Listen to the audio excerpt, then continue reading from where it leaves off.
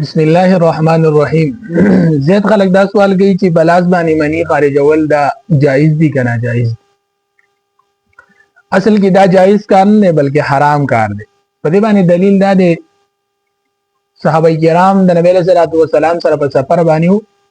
عثمان ابن مسعود رضی الله تعالی عنہ د نبی صلی الله علیه وسلم نه سوال کوي، یا رسول الله مونږ د خپل کور نه لري یو، زنانه زمونږ د خپل زنانه جدا وي، مونږه شهوت په بل طریقې سره پورا کولی شو که نه شو، آیا دا زمونږ دپاره جایز دي که ناجایز؟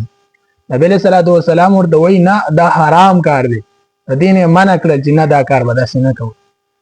ځکه چې نبی صلی الله علیه وسلم به دې منع کې یوه خبرې ته اشاره وکړه، هغه دا ده چې دغه حق ستا صرف د خپلې زنانه سره دی، د بلې طریقې سره نه دی، د بل چا سره نه دی. یو عام زمونږ نه دا خلک تپوس کوي چې زنا کې ګناه ډیره ده او په لاس باندې یا بغیر بله طریقې باندې منی خارجول به دې کې ګناه کمه ده.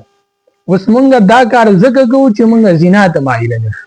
اوس دا سوال خو در سړي په ذهن کې راځي، خو لیکن دا خبره یاد ساتئ چې دغه وړوکې ګناه چې د دې نه ته نشي منع کېدلی او دا باندې ځان لګوري او شیطان دا وسوسه تا ته په ذهن کې اچوي چې یاره ته به د زنا نه بچ شي، دا ګوره غلط فهمي ده. وجه د دې دا ده چې په اصل کې انسان چې د وړوکې ګناه نه بچ نشي او د دې وړوکې ګناه په لذت کې او په خوند کې دومره حد درجې لاړ شي چې دا به خامخا څه نه څه یوه ورځ د په غټه ګناه کې مبتلا کېږي. نو په کار دا ده چې موږ د دې وړوکې ګناه نه ځان وساتو، نو الله رب العزت به موږ د غټې ګناه نه خامخا ساتي. که چېرته موږ د دې نه ځان نه ساتو نو موږ به په غټه ګناه کې لازمي مبتلا کېږو.